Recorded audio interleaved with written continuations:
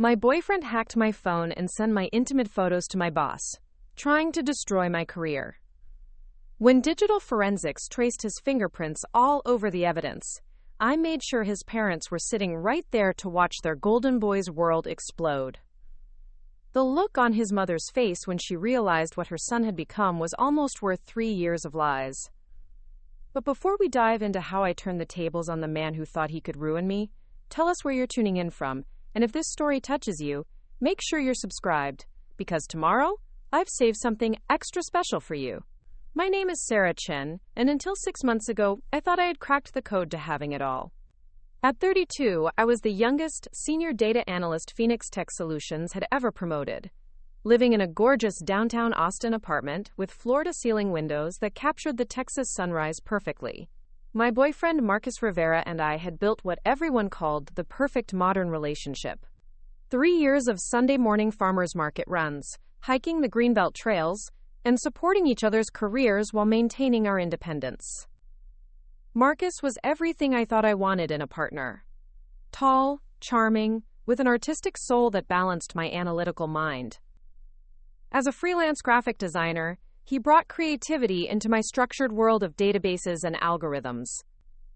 While I spent my days diving deep into data patterns for Austin's fastest-growing tech companies, he crafted visual stories that made complex ideas beautiful and accessible.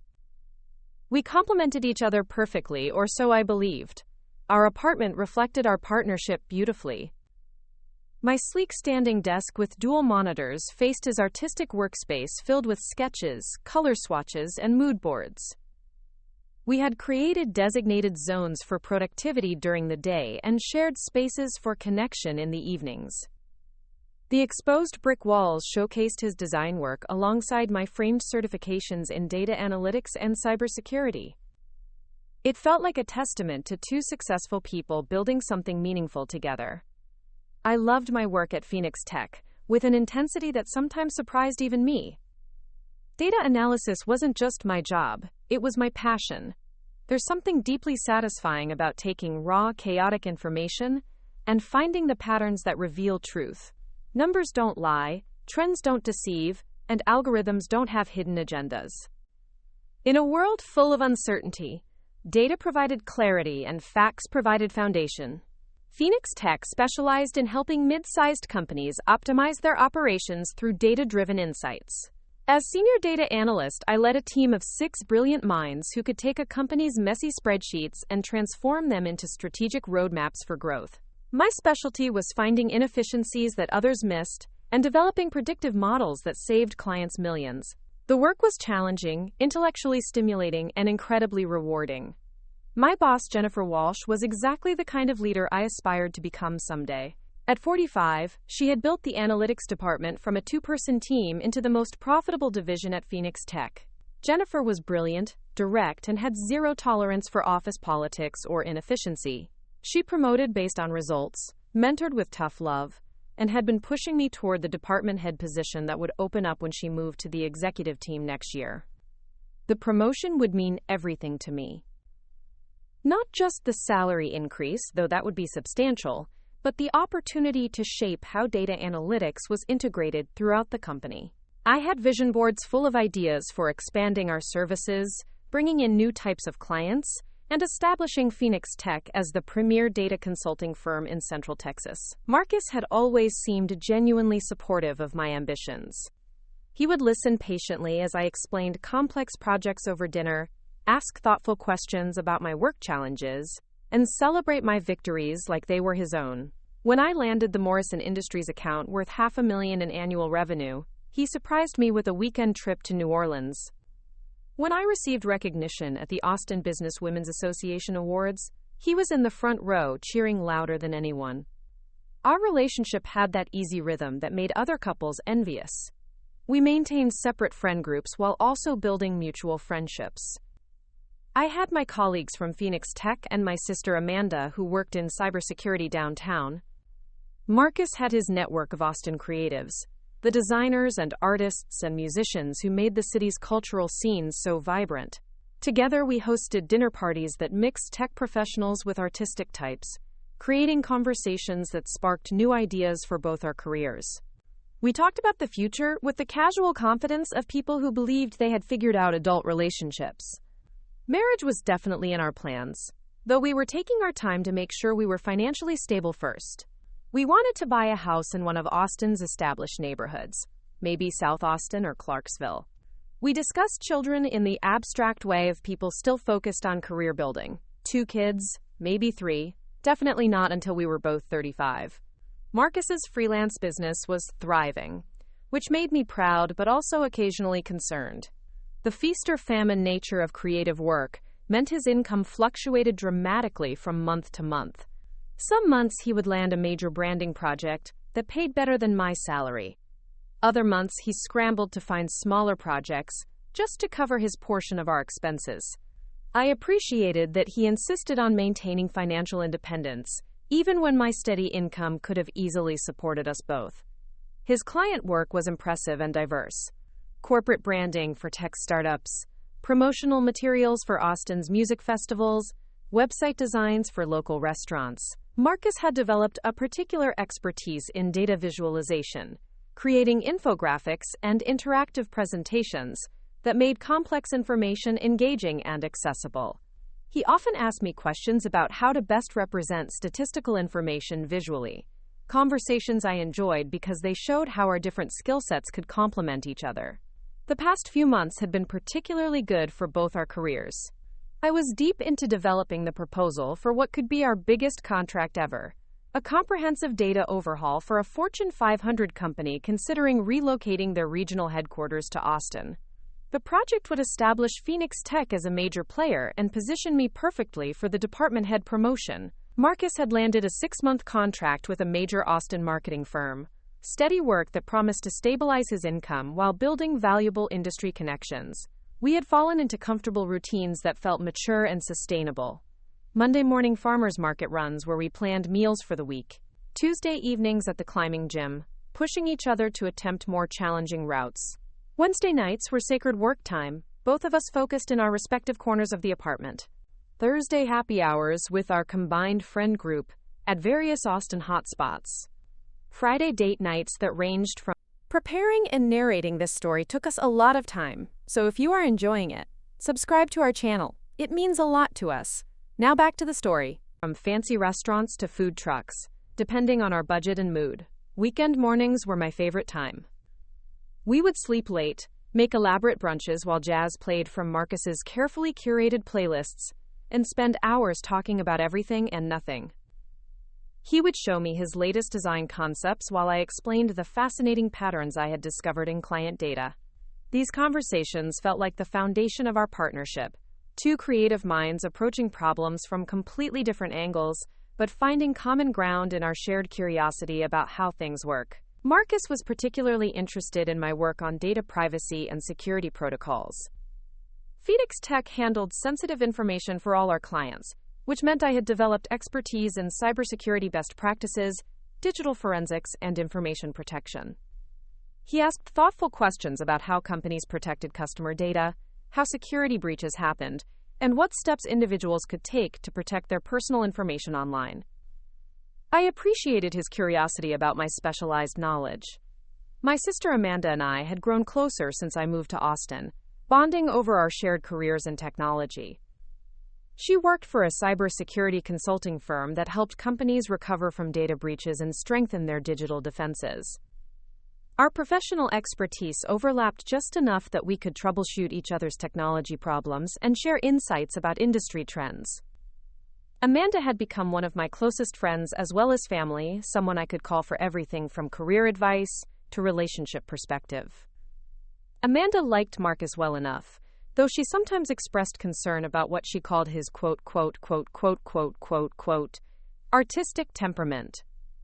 She worried that creative types could be unpredictable in ways that might clash with my need for stability and structure.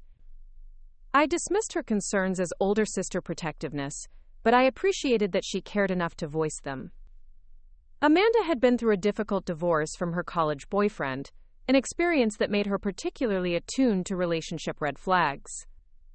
Looking back now, there were signs I should have noticed, patterns that my analytical mind somehow missed when applied to my personal life. Marcus had become increasingly interested in my work schedule, asking detailed questions about when I would be in client meetings, when I planned to work late, when I would be traveling for business. At the time, I interpreted this as attentiveness, evidence that he cared about my professional life and wanted to coordinate our schedules effectively. He had also started making subtle comments about the demands of my job, gentle suggestions that perhaps I was working too hard or sacrificing too much for career advancement. These observations felt like concern for my well-being rather than criticism of my ambitions. Marcus would encourage me to take breaks, suggest weekend getaways when I had been working particularly long hours, and remind me to maintain work-life balance. I thought he was being a supportive partner helping me avoid burnout. There were also moments when I caught him looking at my phone or laptop screen while I worked, but his explanations always made sense. He was interested in my data visualization techniques for his own client work. He was curious about the user interface design of the software I used. He was trying to understand my work better so he could be more supportive. I never questioned these explanations because they aligned with the supportive, interested partner I believed him to be. The morning everything changed started like any other Tuesday in October. Austin's weather had finally broken from the oppressive summer heat into those perfect 70-degree days that make everyone remember why they love living in Texas. I had woken up early to review my presentation notes for the Fortune 500 proposal meeting scheduled for later that week. This contract could transform Phoenix Tech's profile and secure my promotion to department head. Marcus was still sleeping when I left for work, his dark hair tousled across the pillow, looking peaceful and innocent. I kissed his forehead gently, careful not to wake him, and whispered that I loved him. It would be the last time I would touch him with genuine affection. The morning progressed normally at first. Team meetings to review client deliverables, strategy sessions for upcoming proposals, the usual rhythm of corporate productivity. I was deep into analyzing customer behavior patterns for a retail client when my phone buzzed with a text from Jennifer, asking me to come to her office immediately. The tone was professional but urgent, which was unusual. Jennifer typically scheduled meetings in advance and provided context for what we would be discussing. Walking down the hallway toward Jennifer's corner office, I felt confident and energized. The promotion conversations had been intensifying lately, and I wondered if this meeting might be the formal offer I had been working toward. My presentation skills were sharp, my client relationships were strong, and my technical expertise was unmatched within the company. Everything seemed aligned for the next step in my career. Jennifer's office door was closed when I arrived, which was also unusual. She typically maintained an open-door policy unless she was handling confidential personnel matters or sensitive client information. I knocked gently and heard her voice, strained in a way that immediately triggered my alert systems. When I entered her office, Jennifer was sitting behind her desk with her laptop open, her expression serious and uncomfortable. The natural light from her windows seemed harsh rather than welcoming, and the familiar space felt charged with tension I couldn't yet identify. She gestured for me to close the door and take a seat, formalities that confirmed this was not going to be the positive career conversation I had anticipated. What happened next would shatter not only my perfect Tuesday morning, but the entire foundation of trust I had built my life upon. Jennifer looked directly at me with an expression I had never seen before, a mixture of disappointment and something that looked almost like pity. Her fingers drummed against her desk in a nervous pattern that immediately put me on edge.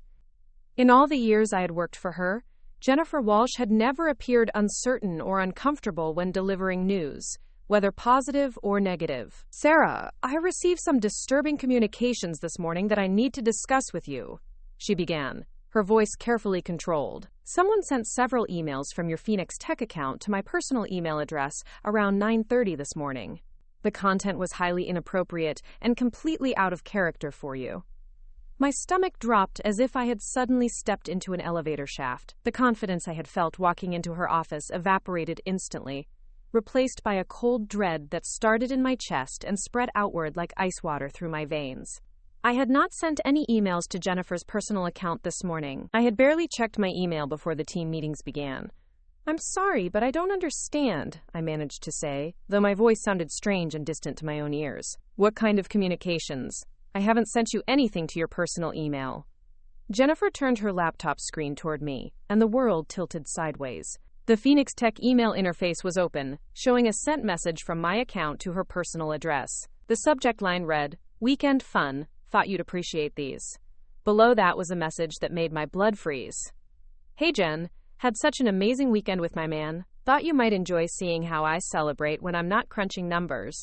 Hope these photos inspire you to live a little."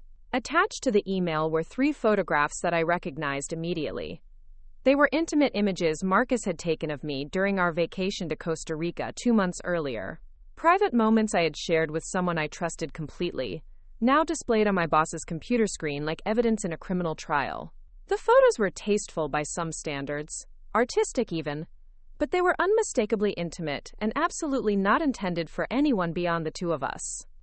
The room began to spin slightly as I processed what I was seeing. Someone had accessed my work email account and used it to send private photographs to my boss, along with a message designed to make me appear unprofessional and boundary-crossing. The implications crashed over me in waves.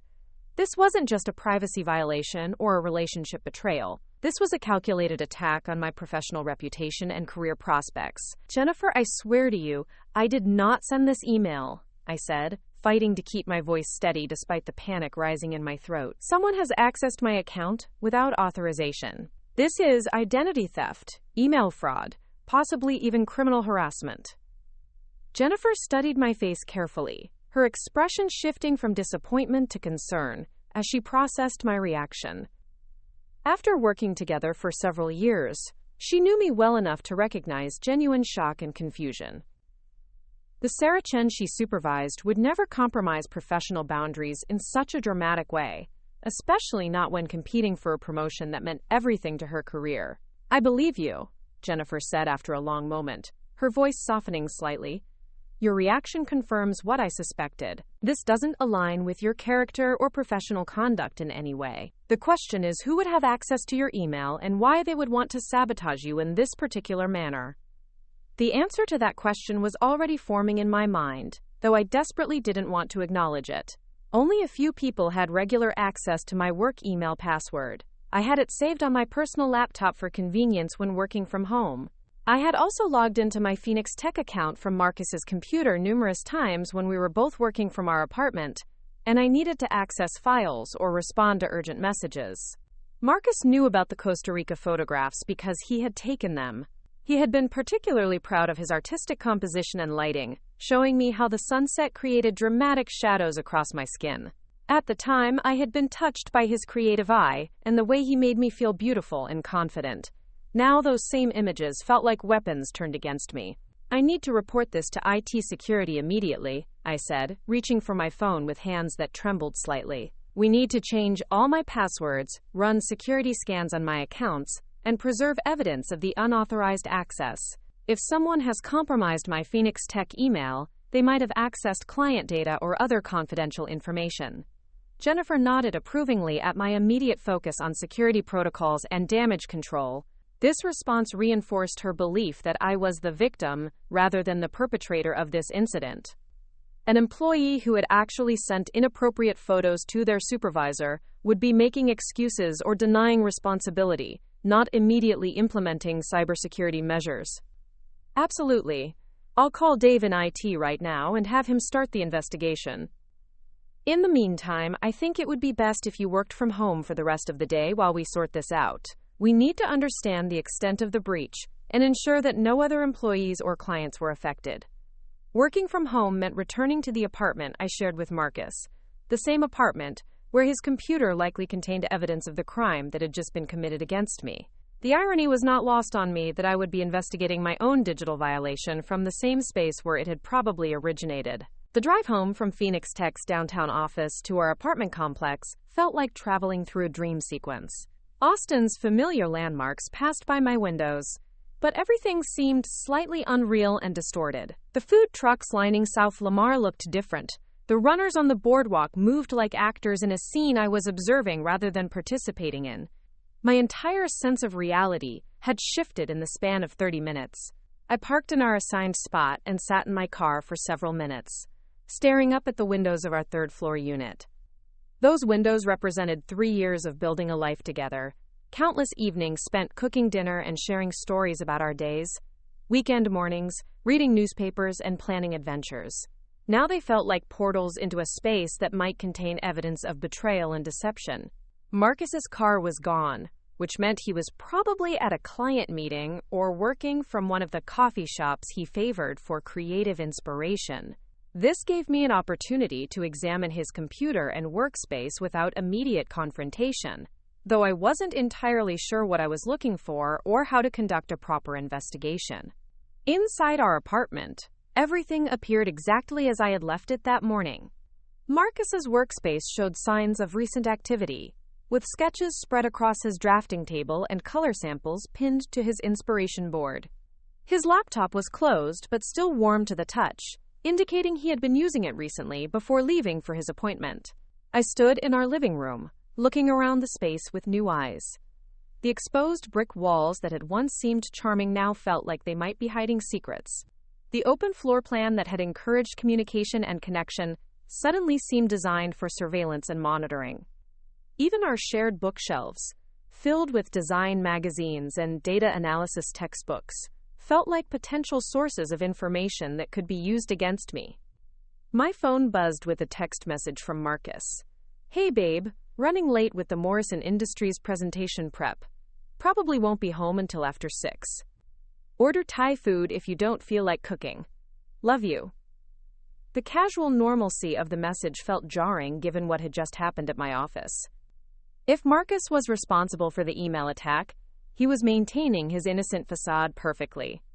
If he wasn't responsible, then someone else had access to both my work email and the private photographs we had taken together. Neither possibility offered much comfort. I called Amanda immediately, knowing that her cybersecurity expertise would be crucial for understanding what had happened and how to respond. She answered on the second ring, her voice bright and energetic until she heard the strain in mine. "Sarah? What's wrong?" "You sound terrible." I explained the morning's events in detail, from Jennifer's summons to her office through the discovery of the compromised email account and inappropriate photographs. Amanda listened without interruption, though I could hear her sharp intake of breath when I described seeing the Costa Rica images on my boss's computer screen. "This is serious, Sarah. What you're describing could constitute several different crimes, depending on intent and methodology.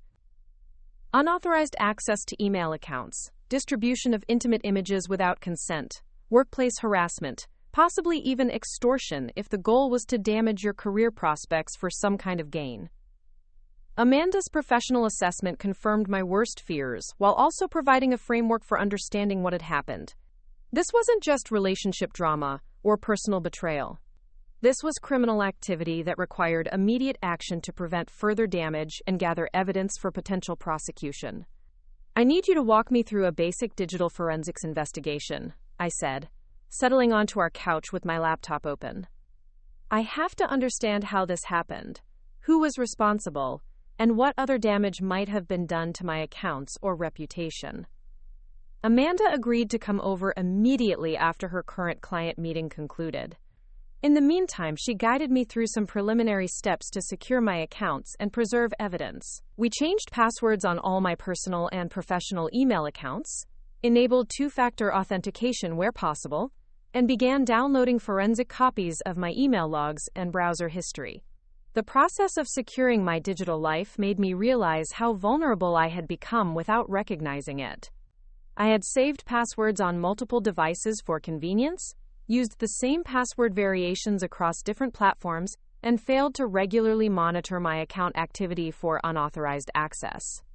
As someone who worked in data analytics and understood cybersecurity principles professionally, my personal digital hygiene had been surprisingly lax.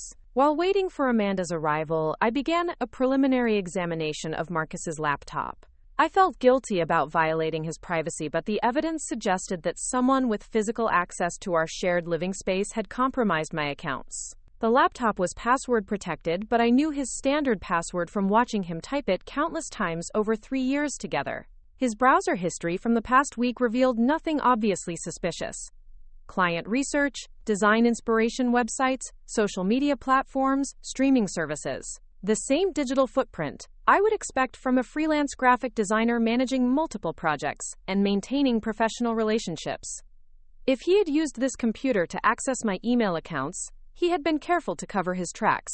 His email accounts appeared normal as well, though I felt increasingly uncomfortable snooping through his private communications with clients and friends. The messages I scanned seemed routine and professional, focused on project timelines, creative feedback, and scheduling appointments. Nothing indicated involvement in cybercrimes or malicious activity targeting my career.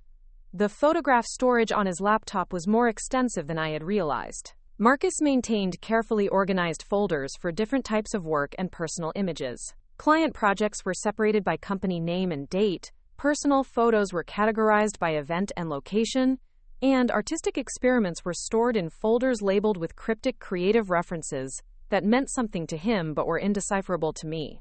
I found the Costa Rica folder without difficulty, labeled simply CR Vacation S&M August. The images inside included all the photos from our trip, from tourist shots at Manuel Antonio National Park, to candid moments at beachside restaurants, to the more intimate photographs that were now causing professional crisis.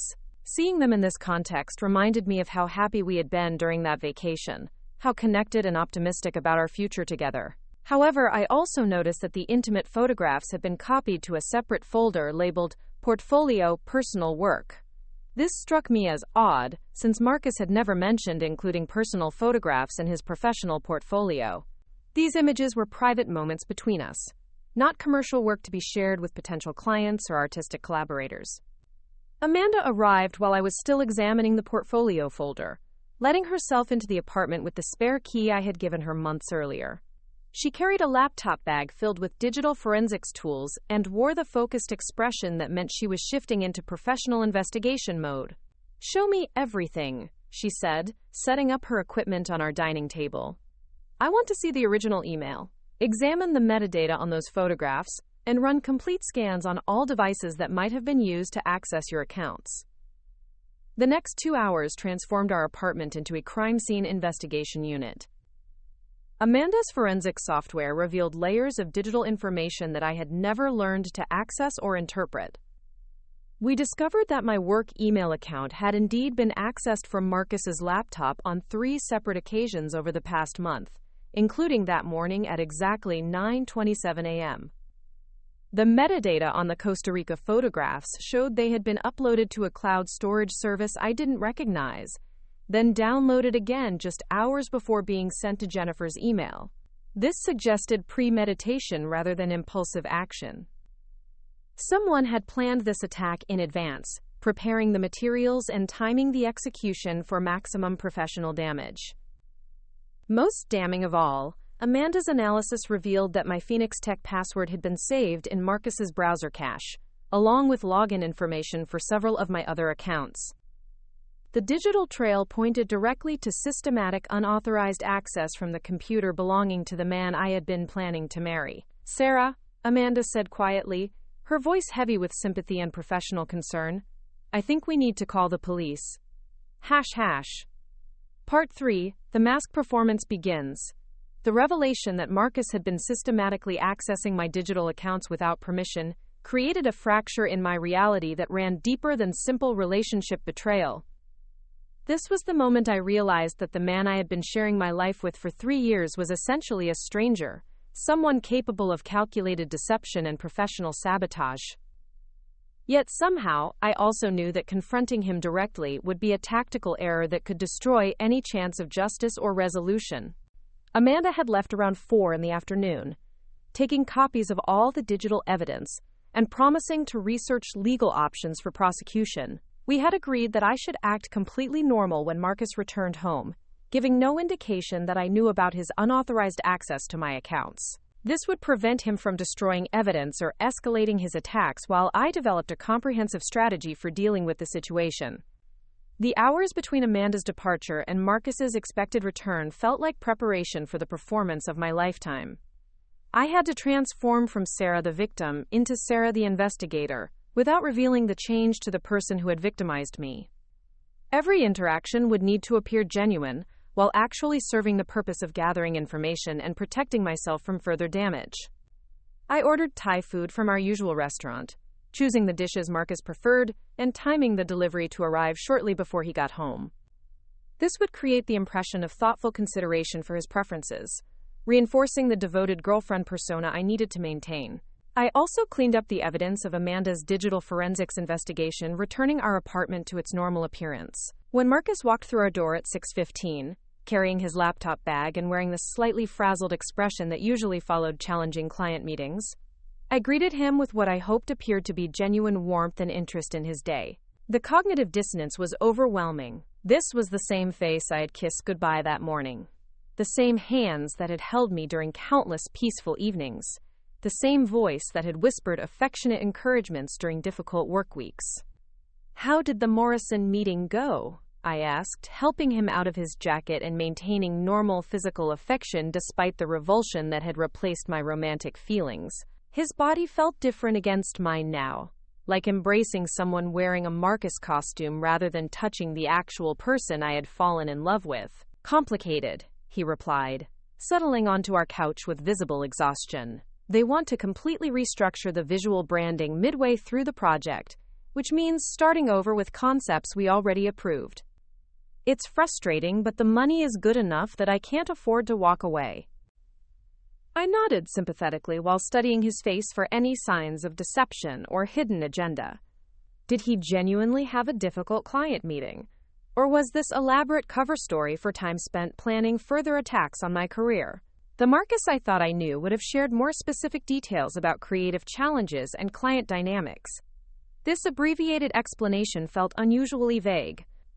"That sounds incredibly stressful," I said, sitting beside him and maintaining the concerned girlfriend performance. "Did you at least make progress on finding middle ground between what they want and what actually works from a design perspective?"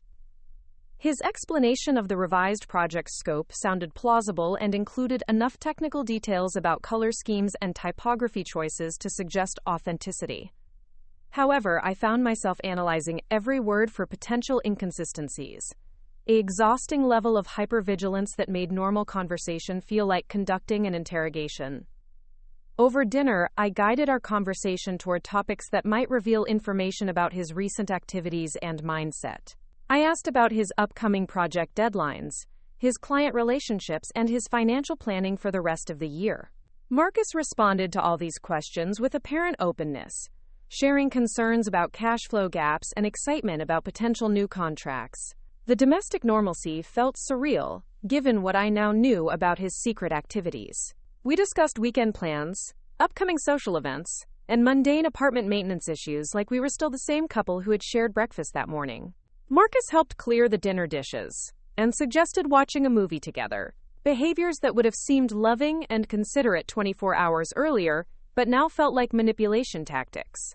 During the movie, a thriller involving corporate espionage and digital surveillance, I watched Marcus's reactions carefully for any signs of discomfort or recognition of parallels to his own behavior.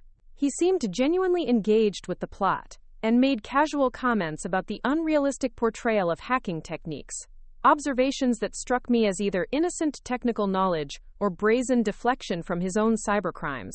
The most challenging moment came when we were getting ready for bed, and Marcus asked about my day at Phoenix Tech. This was his opportunity to gauge whether his attack had been successful, and how I was responding to the professional crisis he had created. "Actually, it was kind of a weird day," I said carefully, testing his reaction to partial information. "Jennifer called me into her office about some email issue. Someone has been sending inappropriate messages from company accounts, so IT is doing a big security review." Marcus's expression remained appropriately concerned and curious, with no obvious signs of guilt or satisfaction. "That's terrible. Did it affect your accounts, or just other people in the department?" His follow-up question could have been innocent interest in my well-being, or strategic intelligence gathering about the effectiveness of his sabotage. I decided to provide just enough information to observe his response without revealing the extent of my knowledge. "They think someone might have accessed my work email, but we're still investigating the scope of the problem. IT changed all my passwords and ran security scans, so hopefully that resolves everything." "I'm sure it will," Marcus said, putting his arm around me in what would have once felt like comforting support. You're too smart and too careful to let someone compromise your accounts for long. Phoenix Tech is lucky to have someone with your expertise handling sensitive data. The irony of his reassurance was almost unbearable. The man who had violated my digital privacy was comforting me about cybersecurity threats while lying directly to my face about his own criminal behavior. I managed to smile and accept his embrace while fighting waves of nausea and rage. That night, lying beside Marcus in our shared bed, I experienced insomnia unlike anything I had ever endured. Every sound he made, every shift in his breathing, every unconscious movement felt like sharing space with a dangerous stranger. The intimacy that had once felt like safety and connection now felt like vulnerability and exposure. I spent hours staring at the ceiling, analyzing every interaction we had shared over the past few months, for signs I should have recognized. His increased interest in my work schedule now seemed like surveillance rather than supportiveness. His questions about Phoenix Tech's cybersecurity protocols appeared to be intelligence gathering rather than curiosity. His casual use of my laptop and familiarity with my passwords transformed from relationship comfort into criminal opportunity. The next morning, Marcus left for another client meeting while I prepared for my first day back at Phoenix Tech since the email incident. Jennifer had called the evening before to confirm that IT had secured my accounts and that I should plan to attend the regular team meeting to discuss our response to the cybersecurity breach. Driving to work, I felt like I was operating in two distinct realities simultaneously. In one reality, I was Sarah Chen, respected data analyst, returning to her job after a technical security issue had been resolved. In the other reality, I was an undercover investigator, gathering evidence against someone who had committed serious crimes against me while pretending to love me. The Phoenix Tech office felt different when I arrived that morning, though I couldn't determine whether the change was in the environment or in my own perception. Colleagues who greeted me seemed to be studying my face for signs of embarrassment or distress related to the email incident. Jennifer had assured me that she was keeping the details confidential, but office environments inevitably generated rumors and speculation about unusual events. Dave from IT approached me before the team meeting to discuss the security investigation findings. His report confirmed what Amanda's analysis had already revealed. My accounts had been accessed from an external device on multiple occasions, and the unauthorized user had been sophisticated enough to cover most of their digital tracks. The good news is that we don't see evidence of access to client data or other employees' accounts, Dave explained. The bad news is that whoever did this knew your password and had physical access to a device where your login information was stored. This suggests someone in your personal life rather than a random cyber criminal. His assessment aligned perfectly with my growing certainty about Marcus's involvement, though I couldn't share that suspicion without revealing my own investigation activities. Instead, I focused on understanding Phoenix Tech's protocols for handling employee cybersecurity breaches and what documentation would be necessary if I decided to pursue legal action. The team meeting proceeded normally, with Jennifer presenting the incident as a reminder about password security and the importance of monitoring account activity for unauthorized access. My colleagues expressed sympathy and support, offering to help with any disrupted projects or client communications. Their kindness felt genuine and valuable, a stark contrast to the deception I was experiencing in my personal life. Throughout the workday, I found myself analyzing my professional relationships with new appreciation for their honesty and reliability. Jennifer provided clear feedback and transparent communication about expectations and opportunities. My team members collaborated effectively and shared credit generously for collective achievements. Even challenging clients were straightforward about their needs and concerns, rather than operating through deception and manipulation. The contrast with my personal relationship became increasingly stark as I recognized how much energy I was expending to maintain normalcy with Marcus, while experiencing complete transparency and mutual respect in my professional environment. The realization made me angry not just about the cybercrimes he had committed, but about the emotional labor I was being forced to invest in protecting myself from someone who was supposed to be protecting me. That evening, Marcus greeted me with flowers and a suggestion for dinner at one of our favorite restaurants. The gesture that would have once felt romantic and thoughtful now seemed like manipulation designed to maintain my trust while he continued planning attacks on my career. I accepted graciously while internally cataloging every interaction as potential evidence of his psychological manipulation tactics. During dinner, Marcus asked detailed questions about how Phoenix Tech was handling the cybersecurity incident and whether I expected any lasting professional consequences. His inquiries felt like intelligence gathering rather than supportive concern, though he maintained perfect conversational tone and appropriate emotional responses throughout our discussion. I began testing his reactions by sharing selective information about the investigation findings. When I mentioned that IT had traced the unauthorized access to someone with intimate knowledge of my passwords and personal information, Marcus expressed appropriate outrage about privacy violations and relationship betrayal. His performance was flawless, which somehow made his deception feel even more calculated and disturbing. The most chilling moment came when Marcus offered to help me review my digital security practices to prevent future breaches. He volunteered to research password management systems, examine my laptop for malware, and even contact a cybersecurity consultant he claimed to know through his professional network. The audacity of offering to solve the problem he had created was breathtaking in its manipulation. "That's incredibly sweet of you," I managed to respond, fighting to keep my voice steady. "Let me talk to Amanda first, since she has more expertise in this area. But I really appreciate that you want to help protect me." His immediate agreement to defer to Amanda's expertise struck me as strategic rather than generous. Marcus knew that Amanda would conduct a thorough investigation that might uncover evidence of his involvement. By appearing cooperative and supportive, he was positioning himself as the concerned boyfriend rather than the primary suspect. That night, I implemented my own version of digital surveillance while Marcus slept beside me. Using techniques Amanda had taught me, I began monitoring his internet activity through our shared Wi-Fi network, documenting his browsing history and online communications. If he was planning additional attacks on my career or personal reputation, I wanted advance warning and comprehensive evidence. The irony of conducting surveillance on someone who had been surveilling me was not lost on me, but I felt justified in using his own tactics against him. Marcus had violated every boundary of trust and privacy in our relationship.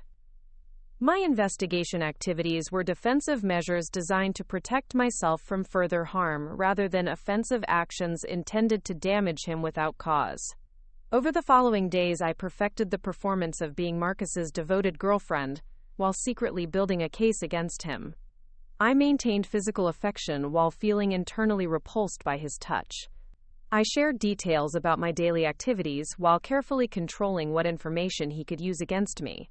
I expressed love and commitment while planning my eventual exit from the relationship. The psychological toll of this double life was enormous, but it also revealed reserves of strength and strategic thinking I hadn't known I possessed.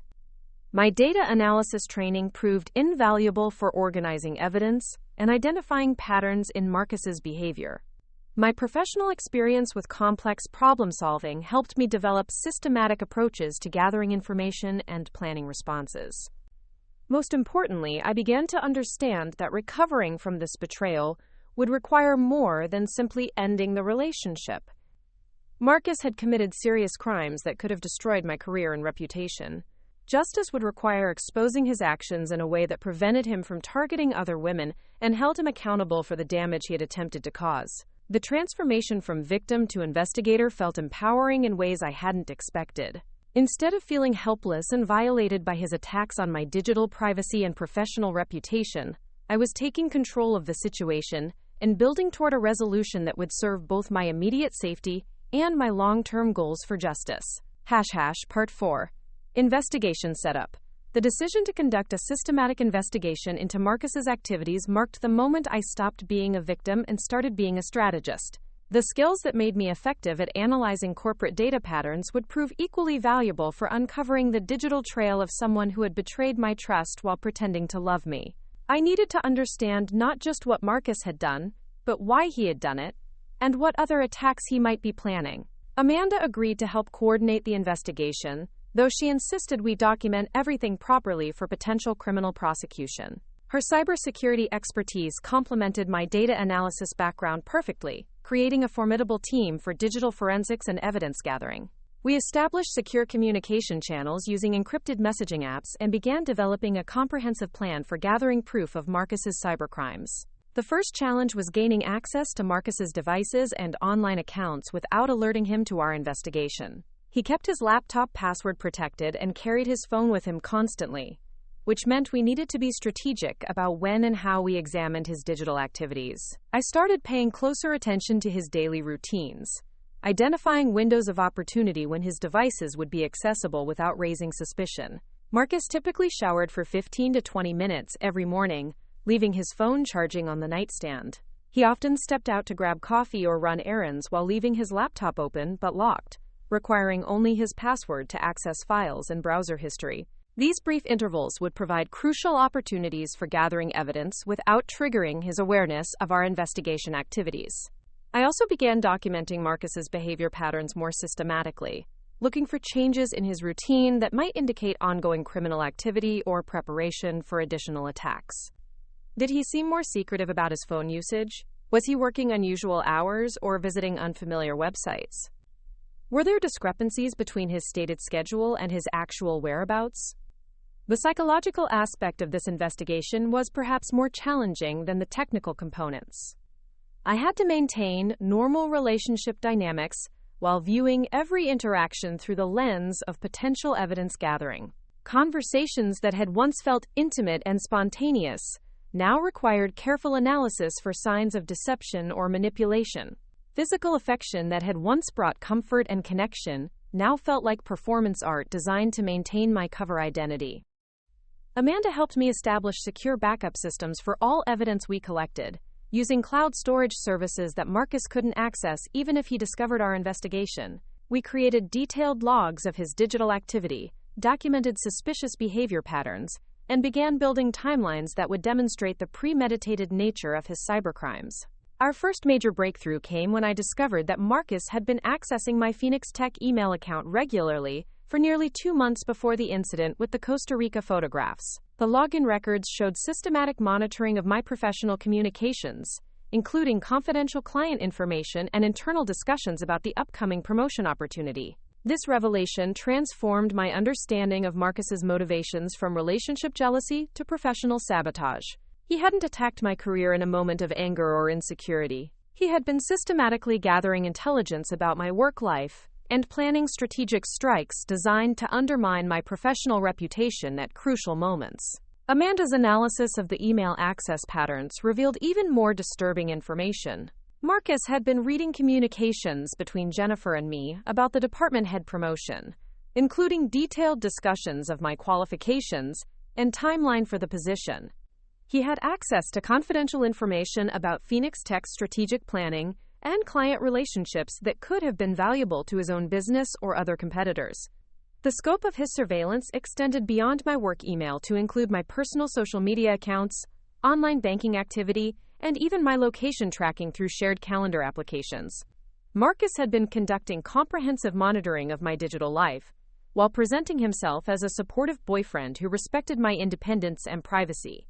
We discovered that he had been screenshot certain emails and documents, storing them in encrypted folders on his laptop, with cryptic file names that suggested organized intelligence gathering rather than casual snooping.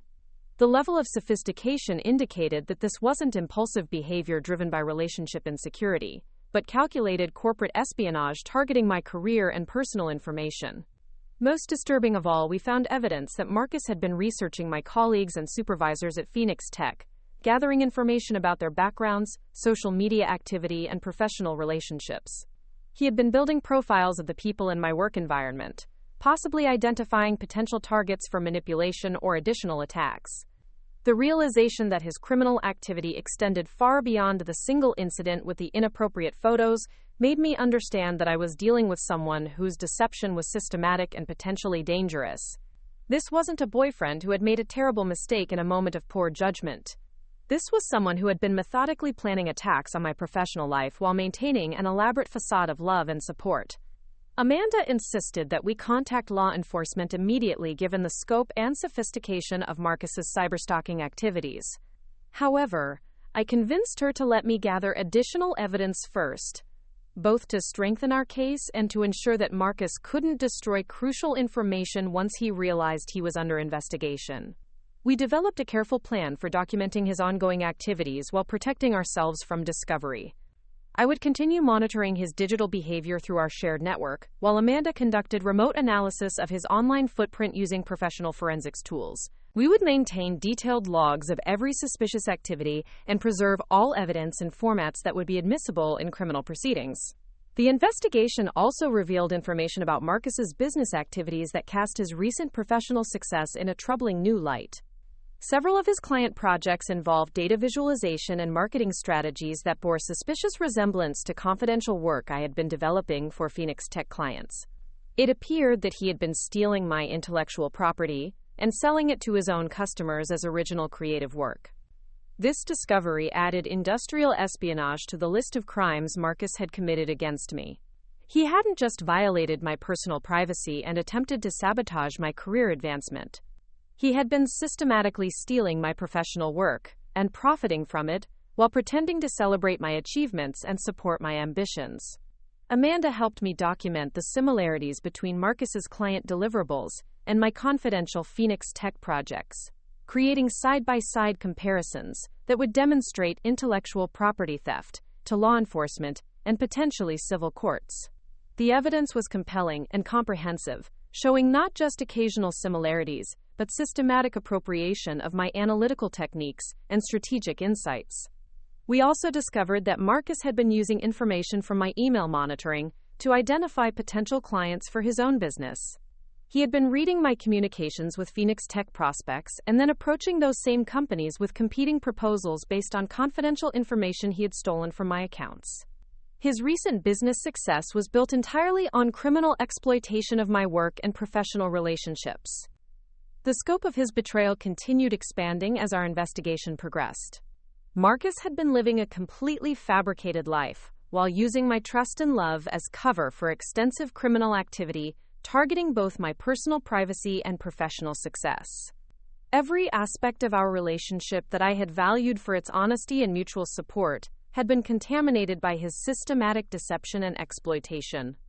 However, the investigation process was also empowering in ways I hadn't anticipated. Instead of feeling helpless and victimized by his attacks, I was taking control of the situation and building toward justice. My professional skills were proving invaluable for understanding his criminal methods and gathering evidence that would hold him accountable for the damage he had attempted to cause. Amanda and I established protocols for safely confronting Marcus when we had gathered sufficient evidence to ensure successful prosecution. We would coordinate with law enforcement to prevent him from destroying additional evidence or escalating his attacks. We would also develop strategies for protecting my career and reputation from any further damage he might attempt during the criminal justice process. The investigation had transformed me from someone who trusted blindly into someone who verified systematically. I was learning to apply the same analytical rigor to my personal relationships that I brought to my professional responsibilities. The skills that made me effective at detecting patterns in corporate data were equally valuable for uncovering deception in intimate relationships. Most importantly, I was discovering that I possessed far more strength and resilience than I had ever realized. The violation of my trust and privacy had initially felt devastating and overwhelming, but channeling that energy into systematic investigation and evidence gathering was revealing capabilities I didn't know I had, and confidence I hadn't recognized in myself. The woman who had walked into Jennifer's office that Tuesday morning had been naive about the potential for betrayal in intimate relationships. The woman who was building a criminal case against her boyfriend had become someone who would never again accept deception or manipulation from anyone who claimed to care about her. Part 5, the double life phase living. As both Marcus's unsuspecting girlfriend and his secret investigator required a level of psychological compartmentalization that pushed my emotional endurance to its absolute limits. Every morning, I woke up beside someone who had systematically betrayed my trust while pretending to love me, and every evening I returned home to smile and share dinner with someone whose criminal activities I was methodically documenting for eventual prosecution. The performance required constant vigilance and emotional control that was utterly exhausting. I had to respond to his affectionate gestures with apparent warmth, while fighting waves of revulsion and anger. I had to listen to his work stories and future plans with interested engagement, while knowing that his recent success was built entirely on intellectual property stolen from my confidential files. Most challenging of all, I had to maintain physical intimacy with someone who felt increasingly like a dangerous stranger wearing a Marcus costume. My daily routine became a carefully choreographed dance between normal relationship behaviors and covert evidence gathering. I would wake up early to review his overnight digital activity through our shared network monitoring before he stirred.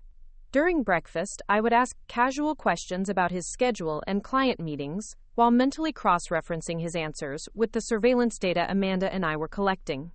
When he left for work, I would conduct quick searches of his laptop and workspace, documenting any new files or communications that might provide additional evidence of his crimes. The psychological toll was immense, but the investigation was also revealing the full scope of Marcus's deception in ways that strengthened my resolve for justice. We discovered that his unauthorized access to my accounts extended back nearly 8 months, coinciding with the period when my career advancement had accelerated and our relationship had seemed to deepen. What I had interpreted as growing commitment and partnership had actually been escalating surveillance and exploitation. Amanda's forensic analysis revealed sophisticated patterns in Marcus's data theft that suggested experience with cybercrime beyond what he had perpetrated against me. His techniques for accessing password-protected accounts, covering digital tracks, and storing stolen information indicated familiarity with cybersecurity vulnerabilities that went far beyond casual snooping by a jealous boyfriend.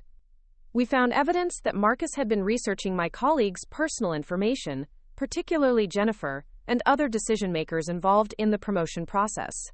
His browser history revealed extensive searches into their professional backgrounds, social media profiles, and even public records. He had been building comprehensive dossiers on the people who controlled my career advancement, possibly identifying leverage points for manipulation or additional sabotage tactics. The discovery that his criminal activity extended to targeting my entire professional network transformed my understanding of the threat level one was facing. This wasn't just about undermining my current position at Phoenix Tech. Marcus appeared to be systematically mapping my entire career ecosystem, gathering intelligence that could be used to damage my reputation across the Austin technology industry. Amanda uncovered evidence that Marcus had been monitoring my LinkedIn activity and professional networking events, tracking which industry contacts I was developing and what career opportunities I was exploring. He had access to confidential job search activities I had never mentioned to him, including preliminary conversations with recruiters and applications to positions at competing firms. Most disturbing was the discovery that Marcus had been using my professional identity to conduct unauthorized research into Phoenix Tech's competitors and clients. He had been posing as me in online forums and professional groups, asking questions about industry trends and company strategies that could provide valuable intelligence for his own business development. This identity theft could have serious consequences for my professional reputation if discovered by colleagues or clients. The emotional complexity of maintaining normal relationship dynamics while uncovering layers of systematic betrayal was unlike anything I had ever experienced. During dinner conversations, Marcus would ask supportive questions about my work challenges and career goals, while I now knew he was gathering intelligence to use against me. When he offered encouragement about the promotion opportunity, I understood he was actually monitoring my progress toward a position he was actively trying to sabotage. The most psychologically challenging moments came when Marcus expressed concern about my well-being or offered to help solve problems he had secretly created. When I mentioned feeling stressed about the ongoing cybersecurity investigation at work, he would offer comfort and reassurance while knowing he was the source of that stress. When I discussed concerns about information security and digital privacy, he would suggest resources and solutions while actively violating my privacy on a daily basis. His performance as the caring, supportive boyfriend was so convincing that I sometimes questioned my own certainty about his guilt, despite the overwhelming digital evidence Amanda and I had gathered. Marcus seemed genuinely invested in my happiness and success, making it difficult to reconcile his apparent affection with his systematic efforts to destroy my career. The cognitive dissonance was emotionally exhausting, and occasionally made me doubt my own perceptions and judgment. However, Amanda's ongoing forensic analysis continued to reveal new evidence that confirmed the scope and intentionality of Marcus's criminal activities. We discovered that he had been taking screenshots of my most sensitive work emails and storing them in encrypted folders with file names that referenced specific clients and projects. This wasn't casual snooping or relationship jealousy. This was industrial espionage conducted with professional sophistication and criminal intent. The investigation also revealed that Marcus had been manipulating our shared financial accounts in subtle ways that I hadn't noticed. He had been using my credit cards for small purchases related to his business activities, charging client meeting expenses and office supplies to accounts I paid for while claiming the business deductions for his own tax purposes. The amounts were small enough to avoid detection but systematic enough to constitute financial fraud. We found evidence that Marcus had been accessing my online banking accounts to monitor my salary deposits and spending patterns, gathering intelligence about my financial stability and career earnings that he could use for his own purposes. He knew exactly how much I earned, what I spent money on, and how much I had saved for our shared future together. This financial surveillance felt like another profound violation of the trust I had placed in him. The most chilling discovery came when Amanda found evidence that Marcus had been researching digital forensics techniques and evidence destruction methods. His browser history included searches for how to permanently delete files, how to avoid detection when accessing other people's accounts, and how cybersecurity investigations were conducted. He appeared to be actively learning how to cover his tracks and avoid prosecution for his crimes. This evidence suggested that Marcus was aware his activities were criminal and was taking steps to avoid accountability, rather than simply acting on impulse or poor judgment. The premeditation and sophistication of his approach made it clear that I was dealing with someone who posed a significant ongoing threat to my personal and professional security. Amanda insisted we needed to accelerate our timeline for involving law enforcement, given the evidence of Marcus's efforts to avoid detection and potential plans for evidence destruction. However, I convinced her to allow me to gather a few more pieces of crucial evidence, particularly documentation of his client work that had been based on stolen intellectual property from my confidential projects. The process of documenting the intellectual property theft required careful comparison between Marcus's client deliverables and my confidential work for Phoenix Tech. Amanda helped me create forensic quality analysis showing the systematic appropriation of my analytical techniques, strategic insights, and even specific data visualization approaches. The similarities were too extensive and sophisticated to be coincidental, clearly demonstrating that Marcus had been stealing my professional work and selling it as his own creative output.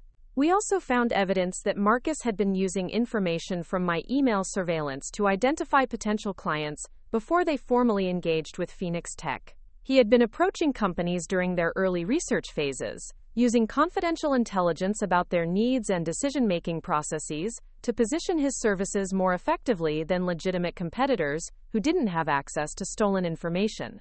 His recent business success, which I had celebrated as evidence of his growing professional reputation, was entirely built on criminal exploitation of my work and relationships. The clients who praised his innovative approaches were actually responding to strategies and insights he had stolen from my confidential projects.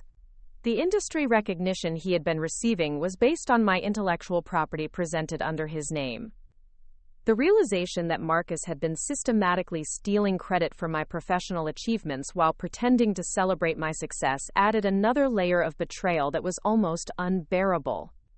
He hadn't just violated my privacy and attempted to sabotage my career. He had been appropriating my accomplishments and building his reputation on foundations of my stolen work while maintaining the facade of being my biggest supporter. Living with this knowledge while maintaining the appearance of normalcy required every ounce of strength and self-control I possessed. I had to smile when Marcus shared exciting news about client projects I now knew were based on my stolen work.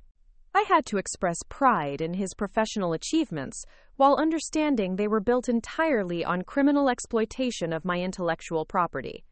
I had to listen to his future plans and dreams while knowing they were funded by ongoing theft from my confidential files.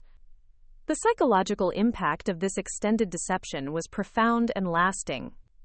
I found myself questioning not just Marcus's honesty, but my own ability to recognize deception in intimate relationships. How had someone conducted such extensive criminal activity while living so closely with me? What signs had I missed or misinterpreted?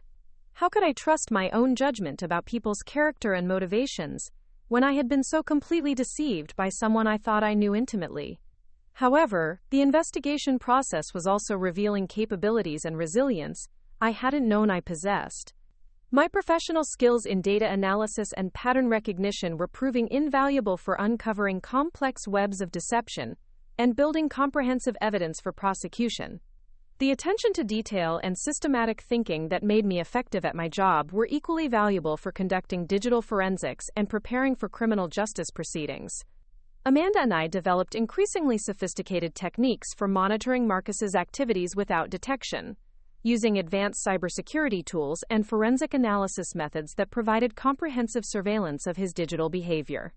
We were building a case that would be virtually impossible for him to deny or dismiss, with multiple forms of evidence that demonstrated both the scope and intentionality of his criminal activities. The transformation from victim to investigator was empowering in ways that helped offset the psychological trauma of discovering the extent of Marcus's betrayal.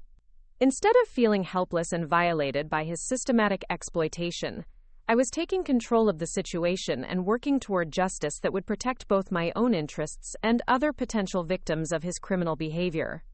I was also learning valuable lessons about the importance of maintaining healthy skepticism in intimate relationships and trusting my own perceptions when they conflicted with someone else's presentations of reality. The experience was teaching me to verify claims independently rather than accepting them based on trust alone, and to maintain awareness of potential red flags even in relationships that appeared stable and supportive. Most importantly, I was discovering that surviving and overcoming systematic betrayal was possible through strategic thinking, professional competence, and determination to seek justice, rather than simply accepting victimization.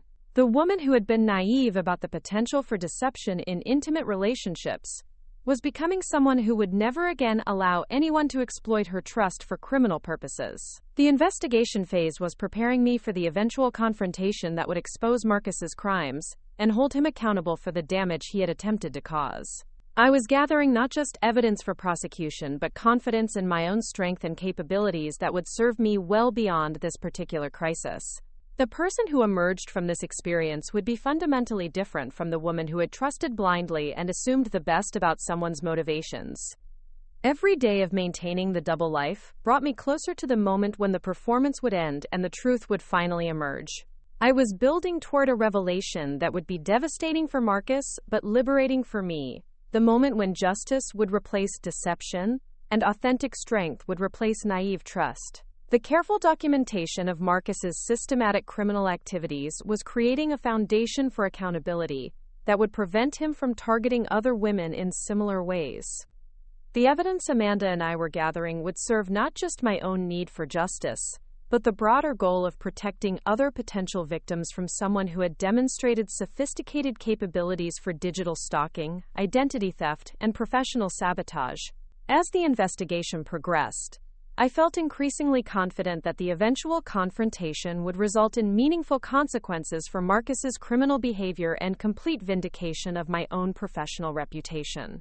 The woman who had been victimized by systematic deception was becoming someone who would emerge from this experience stronger, wiser, and more determined than ever to build authentic success based on her own capabilities, rather than anyone else's approval or support. The double life phase was the crucible that transformed me from someone who trusted blindly into someone who would verify systematically, from someone who accepted explanations without question, into someone who would demand evidence and accountability. The psychological challenges of this period were intense, but they were also preparing me for a future where I would never again be vulnerable to the kind of systematic exploitation Marcus had perpetrated while claiming to love me. The end of this investigation phase was approaching, and with it would come the moment of truth that would expose everything Marcus had done while destroying the facade he had worked so carefully to maintain. I was ready for that confrontation, armed with irrefutable evidence and the confidence that comes from taking control of a situation where someone had attempted to victimize me systematically. The woman who would emerge from this experience would be fundamentally different from the one who had entered it, stronger and more resilient, with capabilities she had never known she possessed, and determination that had been forged through surviving systematic betrayal while building toward meaningful justice. The moment I decided to stop being Marcus's victim and start being his prosecutor was crystallized by a single discovery that transformed every emotion I had been suppressing into cold, calculated determination for justice. Amanda's latest forensic analysis had uncovered something that went beyond mere criminal activity into territory that felt deeply personal and vindictive, in ways that ignited a fury I didn't know I was capable of experiencing. Marcus had been planning to propose to me, not out of love or commitment, but as part of an elaborate scheme to gain legal access to my financial assets and professional connections while continuing his systematic exploitation of my career and personal life.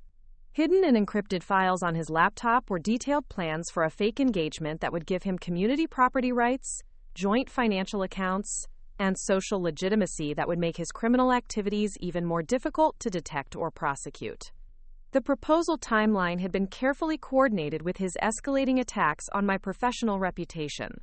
He intended to propose shortly after the Phoenix Tech promotion decision was announced, banking on either my success providing him with greater financial resources to exploit, or my failure making me more emotionally dependent on his support and less likely to discover his criminal activities. Either outcome would serve his purposes of continued exploitation, while appearing to deepen our relationship commitment.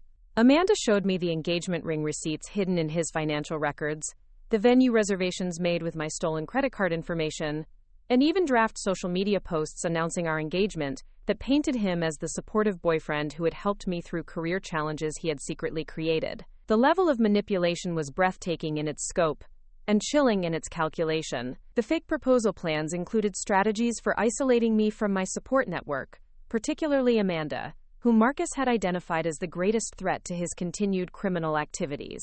He had been researching ways to create conflict between us, including plans to fabricate evidence that Amanda was undermining my career out of professional jealousy. The systematic approach to destroying my relationships with people who could protect me revealed a level of psychological manipulation that went far beyond opportunistic cybercrime.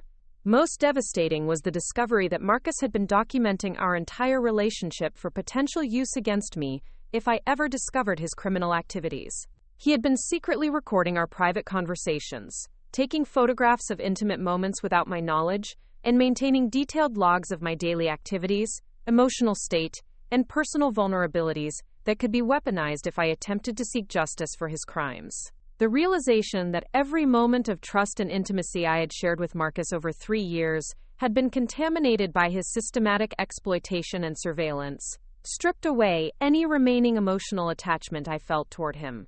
The man I thought I had loved was completely fictional, a carefully constructed persona designed to facilitate access to my professional and personal life for criminal exploitation.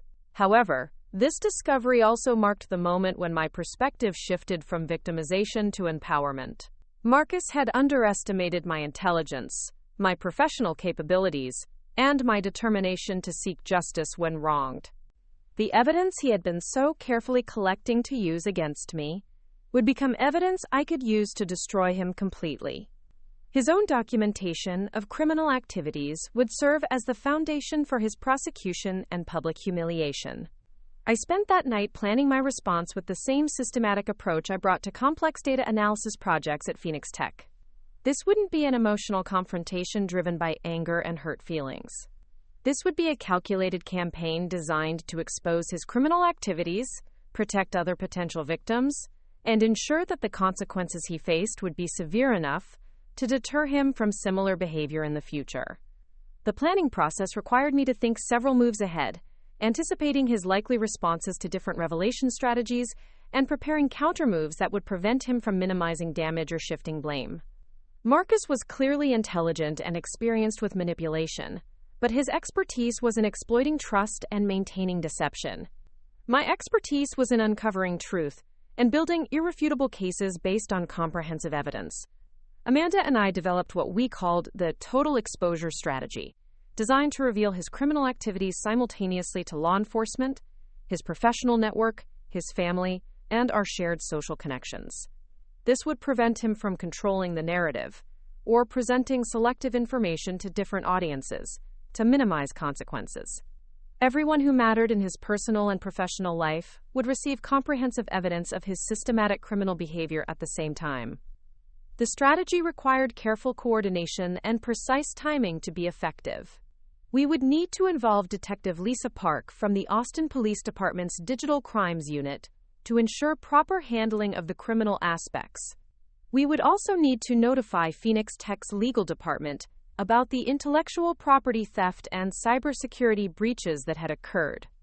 Most importantly, we would need to prepare for Marcus's inevitable attempts to deny, minimize, or shift responsibility for his actions. The legal preparation was complex, but crucial for ensuring that justice would be meaningful rather than symbolic. Amanda consulted with her contacts in law enforcement to understand exactly what charges could be filed and what evidence would be necessary to secure convictions. The crimes Marcus had committed included cyberstalking, unauthorized computer access, identity theft, financial fraud, and intellectual property theft, any of which could result in serious criminal penalties and civil liability. We also needed to prepare for the psychological and emotional aspects of the eventual confrontation. Marcus would likely attempt to manipulate the situation by expressing remorse, claiming his actions were motivated by love or insecurity, or trying to minimize the damage by presenting his criminal activities as relationship mistakes rather than deliberate crimes. I needed to be prepared to resist these manipulation tactics and maintain focus on the facts and consequences rather than getting drawn into emotional arguments. The most important aspect of my preparation was developing a clear vision of what justice would look like in this situation.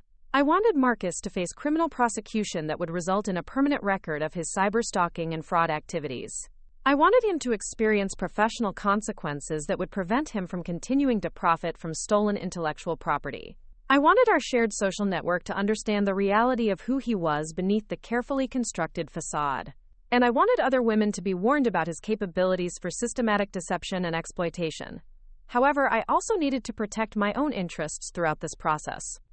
My career at Phoenix Tech was thriving despite Marcus's sabotage attempts, and I couldn't allow the revelation of his crimes to damage my professional reputation or advancement opportunities. The promotion decision was still pending, and I needed to ensure that exposing Marcus's criminal activities would enhance, rather than undermine, my standing with Jennifer and the executive team. Amanda helped me develop strategies for presenting the situation to Phoenix Tech's leadership in ways that would emphasize my professionalism and competence, rather than portraying me as a victim of relationship drama. The cybersecurity breaches Marcus had perpetrated were serious corporate security issues that I had handled appropriately by working with IT and law enforcement.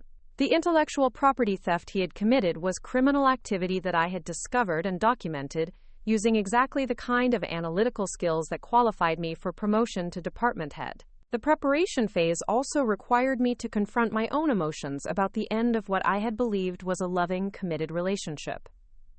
Despite the overwhelming evidence of Marcus's systematic betrayal, I still experienced moments of grief for the loss of the future we had planned together. The engagement ring he had purchased with my stolen money represented dreams and hopes that had been completely fabricated. But the emotions I had invested in those dreams were real and painful to release. I had to process the reality that the past 3 years of my life had been built on foundations of systematic deception and criminal exploitation. Every anniversary we had celebrated, every milestone we had achieved together, every moment of intimacy and connection I had treasured, had been contaminated by his hidden agenda of professional sabotage and personal manipulation. The relationship I thought we had shared was as fictional as the supportive boyfriend persona he had maintained while conducting systematic crimes against me. However, I also recognized that surviving and overcoming this level of betrayal was revealing strength and capabilities I hadn't known I possessed. The woman who had been naive enough to trust blindly was becoming someone who would verify systematically and demand accountability from anyone who claimed to care about her. The experience was teaching me to value my own judgment and professional competence more than anyone else's approval or validation. The transformation from victim to prosecutor was empowering in ways that helped offset the emotional pain of discovering the extent of Marcus's deception. I was taking control of a situation where someone had attempted to exploit and manipulate me systematically. I was using my professional skills and intellectual capabilities to build a case that would result in meaningful justice. I was becoming someone who would emerge from this crisis stronger and more resilient than before. As the planning phase neared completion, I felt increasingly confident about my ability to handle the eventual confrontation and its aftermath. The evidence Amanda and I had gathered was comprehensive and irrefutable. The legal strategy we had developed with Detective Park would result in serious criminal charges and civil liability. The professional consequences would prevent Marcus from continuing to profit from stolen intellectual property and would warn other potential victims about his criminal capabilities. Most importantly, I was discovering that my identity and self-worth were not dependent on anyone else's validation or support. The career success I had achieved was based on my own capabilities and hard work, not on Marcus's encouragement or assistance. The professional relationships I had built were founded on mutual respect and shared competence, not on his networking or social connections. The person I was becoming through this crisis was more authentic and resilient than the woman who had trusted without questioning. The final preparation involved choosing the optimal timing and setting for the revelation that would expose Marcus's criminal activities and destroy the facade he had worked so carefully to maintain. I wanted maximum impact with witnesses who mattered to him personally and professionally. I wanted comprehensive documentation that would prevent him from denying or minimizing his actions. And I wanted the element of surprise that would prevent him from preparing counter-narratives or destroying additional evidence. Amanda suggested coordinating the revelation with a social gathering that would include his family members, particularly his parents Robert and Carol Rivera, who had always treated me like a beloved daughter-in-law and who would be devastated to learn about their son's criminal activities. Their presence would add emotional weight to the consequences he would face, while also ensuring that his family understood the reality of his character beneath the successful professional facade they were so proud of. The plan also included immediate notification of his current clients about the intellectual property theft that had contaminated his recent project deliverables. Many of these clients were prominent Austin businesses, whose leaders valued integrity and legal compliance in their vendor relationships. The revelation that Marcus had been providing them with stolen work product would likely result in contract cancellations and professional reputation damage that would extend far beyond any criminal penalties he might face. However, the most crucial element of the plan was ensuring my own safety and security throughout the revelation process and its aftermath. Marcus had demonstrated sophisticated capabilities for digital stalking and identity theft, along with a willingness to engage in systematic criminal behavior to achieve his goals. I needed to assume he would escalate his attacks once he realized his criminal activities had been discovered, and that meaningful consequences were inevitable. Amanda arranged for Detective Park to be present during the initial confrontation to prevent any attempts at evidence destruction or witness intimidation. We also implemented additional cybersecurity measures to protect my accounts and devices from retaliatory attacks. Most importantly, we prepared secure backup documentation that would preserve crucial evidence, even if Marcus managed to compromise or destroy the original files. The woman who had begun this journey as Marcus's unsuspecting victim was now ready to emerge as his prosecutor, armed with comprehensive evidence and supported by professional law enforcement resources. The naive trust that had made me vulnerable to his systematic exploitation had been replaced by strategic thinking and determination for justice that would protect both my own interests and other potential victims of his criminal behavior. The revelation was approaching, and with it would come the moment when 3 years of systematic deception and criminal exploitation would finally be exposed to the light. Marcus had underestimated my intelligence, my professional capabilities, and my determination to seek justice when wronged. He was about to discover that the woman he had been exploiting was far stronger and more resourceful than he had ever imagined. The hardening resolve that had emerged from this crisis would serve me well beyond this particular confrontation. The experience was teaching me to trust my own perceptions, demand accountability from people who claimed to care about me, and use my professional skills to protect myself and others from systematic exploitation and manipulation.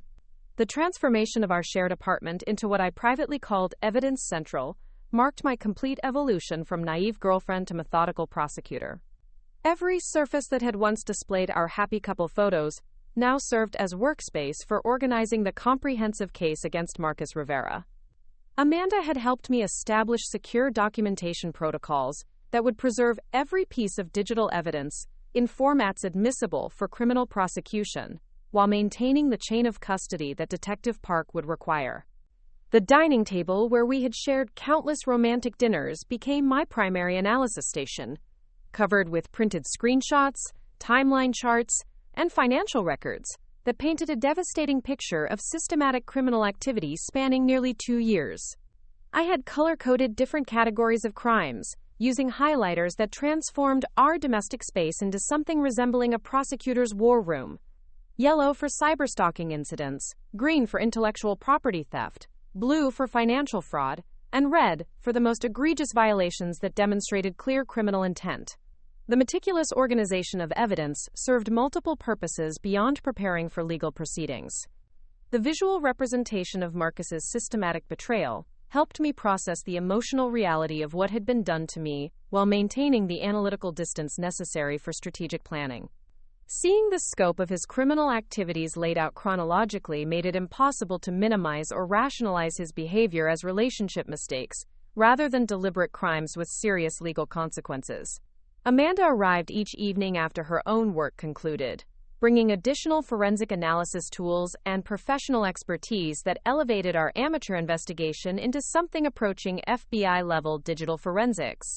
Her background in cybersecurity consulting provided access to software and techniques that revealed layers of Marcus's deception I never could have uncovered alone. The sophisticated encryption he had used to hide stolen files was no match for professional-grade decryption tools designed for corporate espionage investigations. The intellectual property theft documentation was particularly complex and damning. Side-by-side comparisons between my confidential Phoenix Tech projects and Marcus's client deliverables revealed systematic appropriation of analytical techniques, strategic frameworks, and even specific data visualization designs that I had developed over months of careful research and testing. The similarities were so extensive and precise that coincidence was impossible to argue. One of Marcus's recent client presentations included a comprehensive market analysis that was virtually identical to a confidential report I had prepared for Phoenix Tech's executive team 3 months earlier. He had changed company names and adjusted specific data points, but the analytical structure, strategic recommendations, and even formatting choices were unmistakably derived from my original work. The client had paid him $15,000 for insights that belonged entirely to my intellectual property. Another project revealed that Marcus had been selling my proprietary data visualization techniques to multiple clients simultaneously, essentially franchising my professional innovations without permission or compensation. The software tools and analytical approaches I had spent years developing were being marketed under his name to Austin businesses that believed they were purchasing original creative services. The financial value of the stolen intellectual property exceeded $50,000, elevating his crimes from misdemeanor harassment to felony theft charges. The financial fraud documentation revealed sophisticated schemes that went far beyond casual misuse of shared credit cards. Marcus had been systematically exploiting my financial information to fund his business operations while maintaining the appearance of independent success.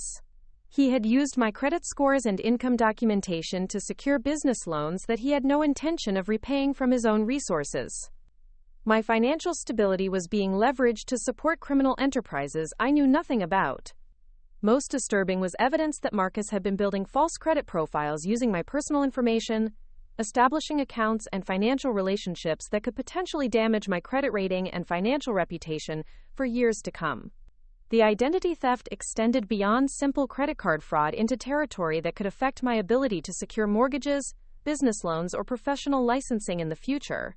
Amanda's analysis of our shared computer network revealed that Marcus had been monitoring my online activity far more extensively than even I had suspected. Every website I visited, every document I accessed, every email I sent or received, had been logged and analyzed for potential exploitation opportunities. He had been conducting comprehensive surveillance of my digital life, while presenting himself as a respectful partner who valued my privacy and independence. The surveillance extended to my Phoenix Tech work activities through sophisticated keylogging software that captured every password, document, and confidential communication I accessed from our shared internet connection. Marcus had essentially been conducting corporate espionage against my employer while living in my home and sharing my bed. The breach of Phoenix Tech's cybersecurity through my personal network could have serious consequences for my career and legal liability. The documentation process also revealed the psychological sophistication of Marcus's manipulation tactics. He had been systematically undermining my confidence in my professional abilities while stealing the work that demonstrated those abilities. The supportive comments and encouragement he offered about my career were carefully calculated to maintain my emotional dependence while he systematically appropriated my professional achievements. His questions about my work projects weren't motivated by genuine interest or supportive curiosity. They were intelligence-gathering operations designed to identify valuable intellectual property that he could steal and monetize through his own business relationships. The intimate conversations where I had shared my professional challenges and creative breakthroughs were actually providing him with detailed roadmaps for criminal exploitation. The timeline analysis revealed that Marcus's criminal activities had escalated significantly following my promotion to senior data analyst and my emergence as a candidate for department head. His attacks on my professional reputation weren't random or impulsive. They were strategic attempts to undermine my career advancement, while he appropriated the work that demonstrated my qualifications for leadership positions. The Costa Rica photo incident had been timed to coincide with the promotion decision process, designed to damage my professional reputation at the exact moment when my career trajectory was most vulnerable to sabotage. The systematic planning and precise timing demonstrated that Marcus understood my professional environment well enough to identify the most damaging possible moments for his attacks. Amanda helped me prepare forensic analysis reports that would clearly communicate the evidence to law enforcement officials who might not have technical backgrounds in cybersecurity or data analysis. We created visual presentations that showed the progression of criminal activities over time, the financial impact of intellectual property theft, and the sophisticated techniques Marcus had used to cover his digital tracks. The evidence preservation process required creating multiple backup copies stored in secure locations that Marcus couldn't access or destroy, even if he discovered our investigation. Amanda arranged for digital storage through her cybersecurity firm's secure servers, while I maintained physical copies in a safety deposit box that would be accessible to law enforcement regardless of what happened to our apartment or personal belongings. The comprehensive documentation also included detailed psychological profiles of Marcus's manipulation techniques and behavioral patterns that could be valuable for protecting other potential victims. His methods for gaining trust, accessing sensitive information, and maintaining deceptive facades were sophisticated enough to pose ongoing threats to women in both personal and professional contexts. The most crucial aspect of the documentation process was preparing evidence that would hold up under aggressive legal challenge from experienced defense attorneys. Marcus clearly had financial resources from his stolen intellectual property profits, which meant he could afford skilled legal representation that would attempt to minimize or dismiss the charges against him. Our evidence needed to be comprehensive, properly preserved, and professionally presented to survive aggressive cross-examination. Amanda's forensic analysis included detailed technical reports that would allow expert witnesses to testify about the sophisticated nature of Marcus's cybercrimes and the extensive damage he had caused to both my personal privacy and Phoenix Tech's corporate security. The professional-grade documentation would make it difficult for defense attorneys to dismiss his activities as simple relationship conflicts or minor computer misuse. The documentation process was emotionally exhausting but also deeply empowering. Every piece of evidence we preserved represented another step toward justice and accountability for the systematic betrayal I had endured. The meticulous organization and professional presentation of the case made me feel like I was taking control of the situation rather than remaining a passive victim of criminal exploitation. As the evidence compilation neared completion, I felt increasingly confident that Marcus would face serious legal consequences for his systematic criminal activities. The documentation we had prepared was comprehensive enough to support multiple felony charges and substantial civil liability for the financial damage he had caused through intellectual property theft and identity fraud. The woman who had been naive enough to trust blindly was becoming someone who would demand accountability through systematic evidence gathering and professional legal proceedings. The experience was teaching me to value my own professional capabilities and analytical skills more than anyone else's validation or approval. Part 8. Advanced Surveillance. The decision to expand our surveillance operations beyond passive documentation into active intelligence gathering marked the point where I stopped simply reacting to Marcus's criminal activities and started anticipating his next moves.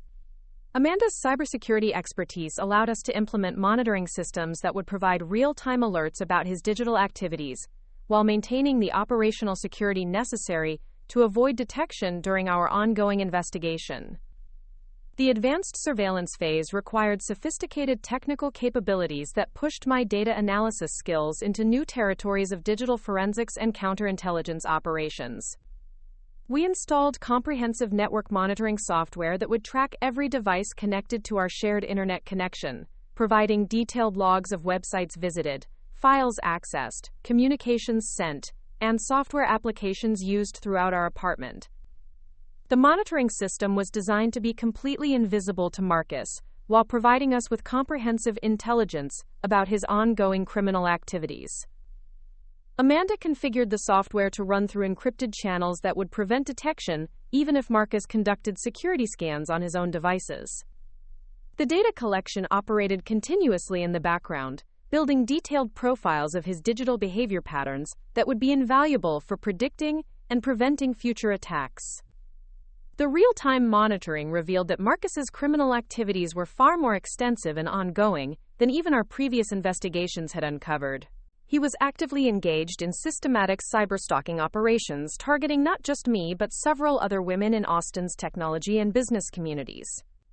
The scope of his predatory behavior extended far beyond our relationship into what appeared to be organized criminal enterprise involving multiple victims. The surveillance data showed that Marcus maintained detailed digital profiles on at least 6 other women, including their professional backgrounds, financial information, personal relationships, and daily activity patterns. He had been conducting systematic intelligence gathering operations that provided foundations for potential identity theft, professional sabotage, and financial fraud targeting successful women throughout the Austin area. Most disturbing was evidence that Marcus had been sharing stolen information with other individuals who appeared to be involved in similar criminal activities. The network logs revealed encrypted communications with contacts who exchanged personal data, professional intelligence, and technical methods for conducting cybercrimes against women in business and technology sectors. Amanda's analysis of these communication patterns suggested that Marcus was part of an organized network that specialized in exploiting successful women through systematic digital stalking and professional sabotage. The criminal enterprise appeared to target women with valuable intellectual property, strong professional networks, and financial resources that could be exploited through sophisticated manipulation and fraud schemes. The discovery that Marcus's crimes against me were part of a larger pattern of organized criminal activity transformed my understanding of both the threat level one was facing and the potential impact of successful prosecution. This wasn't just about seeking justice for personal betrayal. This was about disrupting criminal enterprise that posed ongoing threats to numerous women throughout the Austin business community. The advanced surveillance also revealed that Marcus had been preparing for the possibility of discovery and potential prosecution. His recent digital activities included research into evidence destruction techniques, legal strategies for minimizing cybercrime charges, and methods for relocating criminal operations to avoid law enforcement detection. He was clearly aware that his activities were serious crimes, and was taking steps to avoid accountability. Most concerning was evidence that Marcus had been researching my personal and professional relationships to identify potential leverage points for preventing me from reporting his crimes or testifying against him in criminal proceedings. He had been gathering compromising information about my colleagues, family members, and friends that could potentially be used for intimidation or manipulation if I attempted to seek justice. The surveillance revealed that Marcus had been monitoring Amanda's digital activities as well, attempting to identify vulnerabilities in her cybersecurity consulting business that could be exploited to prevent her from supporting my investigation. His intelligence gathering operations extended to anyone who posed potential threats to his continued criminal activities, demonstrating sophisticated understanding of counterintelligence techniques. However, the comprehensive surveillance data also provided crucial intelligence that would allow us to stay ahead of Marcus's planning and prevent potential escalation of his criminal activities. The real-time monitoring gave us advance warning of his research into evidence destruction, which allowed us to implement additional security measures to protect our investigation materials. Amanda used the surveillance intelligence to enhance our operational security protocols, ensuring that our evidence-gathering activities remained undetected, while Marcus's planning for potential discovery was comprehensively documented for law enforcement. The tables had been turned completely. The person who had been conducting systematic surveillance was now being surveilled by his intended victim. The psychological impact of taking control of the intelligence-gathering operations was profoundly empowering. Instead of feeling helpless and violated by Marcus's systematic monitoring of my digital activities, I was conducting professional-grade surveillance that provided comprehensive understanding of his criminal methods and ongoing threats. The advanced surveillance phase also provided crucial evidence for understanding Marcus's psychological profile and motivation patterns that would be valuable for criminal prosecution and civil proceedings. His digital communications revealed systematic misogyny and predatory attitudes toward successful women that demonstrated clear criminal intent rather than relationship dysfunction or emotional instability. The surveillance data included communications where Marcus expressed satisfaction about damaging women's professional reputations and financial security through systematic exploitation of their trust and intimate relationships. The evidence showed that he viewed successful women as legitimate targets for criminal exploitation and took pride in his ability to maintain deceptive facades while conducting systematic crimes. These psychological insights were crucial for understanding that Marcus's criminal activities weren't impulsive mistakes or relationship conflicts, but deliberate predatory behavior targeting women who had achieved professional success and financial independence. The evidence would be invaluable for prosecutors seeking serious criminal penalties and civil courts determining appropriate compensation for damages. The advanced surveillance also revealed the full scope of financial fraud Marcus had been conducting using my personal information and professional reputation. The real-time monitoring showed ongoing attempts to establish additional fraudulent accounts and business relationships using my identity and credit information. Amanda's forensic analysis of the financial fraud revealed sophisticated schemes that could have devastating long-term consequences for my credit rating, professional reputation, and legal liability if not addressed immediately. Marcus had been establishing business partnerships and financial obligations in my name that could potentially make me responsible for his criminal debts and legal liabilities. The surveillance intelligence provided the foundation for immediate protective measures to prevent further financial damage, while building comprehensive evidence for criminal prosecution and civil recovery. We implemented credit monitoring services, identity theft protection, and legal notifications that would prevent Marcus from continuing to exploit my financial information. The comprehensive surveillance operation was approaching its conclusion as we prepared for coordinated law enforcement intervention that would expose Marcus's criminal network while protecting all identified victims from further exploitation. The intelligence we had gathered would be valuable not just for prosecuting Marcus individually, but for disrupting the larger criminal enterprise that had been targeting successful women throughout the Austin area. Part 9. Final preparation phase. The week leading up to what I privately called Judgment Day required orchestrating one of the most complex operations I had ever undertaken, combining the analytical precision of my professional data work with the strategic planning of a military campaign. Every detail had to be perfect because I would have only one opportunity to expose Marcus's systematic criminal activities in a way that would ensure meaningful consequences while protecting myself from potential retaliation. Detective Lisa Park had agreed to coordinate the law enforcement response to coincide with my planned revelation, but the timing needed to be precise enough to prevent Marcus from destroying evidence or fleeing before formal charges could be filed.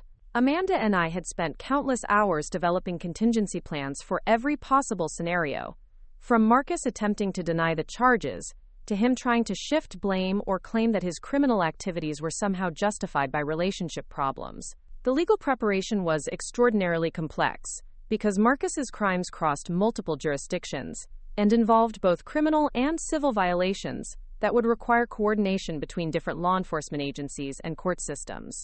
The cyber stalking and identity theft charges would be handled by the Austin Police Department's Digital Crimes Unit, while the intellectual property theft involved federal investigators who specialized in corporate espionage cases. Phoenix Tech's legal department had been briefed about the security breaches and intellectual property theft, but they were waiting for the criminal investigation to conclude before determining what civil action would be appropriate. Jennifer had been incredibly supportive throughout the process, recognizing that my professional handling of the cybersecurity crisis actually demonstrated the kind of leadership capabilities that qualified me for the department head promotion. The personal preparation was equally challenging because I needed to mentally and emotionally prepare for the complete destruction of the relationship I had believed was real, while maintaining operational security that would prevent Marcus from discovering our investigation until the moment of revelation. The psychological compartmentalization required was unlike anything I had ever experienced, demanding that I continue performing the role of loving girlfriend while preparing to destroy the man I was supposed to love. Marcus's parents had confirmed their plans to visit Austin for his birthday celebration, providing the perfect opportunity for maximum emotional impact when his criminal activities were exposed. Robert and Carol Rivera had always been incredibly kind to me, treating me like the daughter-in-law they hoped I would become.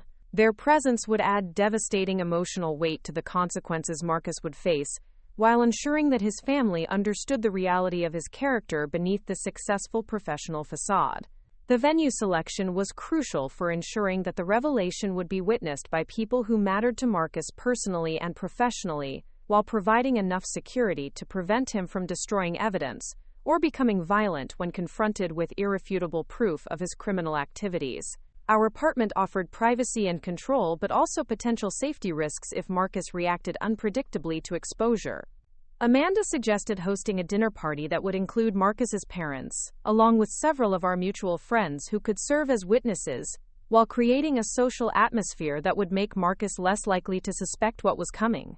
The casual gathering would provide multiple witnesses while maintaining the element of surprise that was crucial for preventing him from preparing counter-narratives or destroying additional evidence. The technology preparation required setting up presentation equipment that would display the comprehensive evidence we had gathered while ensuring that all documentation was backed up in multiple secure locations that Marcus couldn't access even if he attempted to destroy our primary evidence files.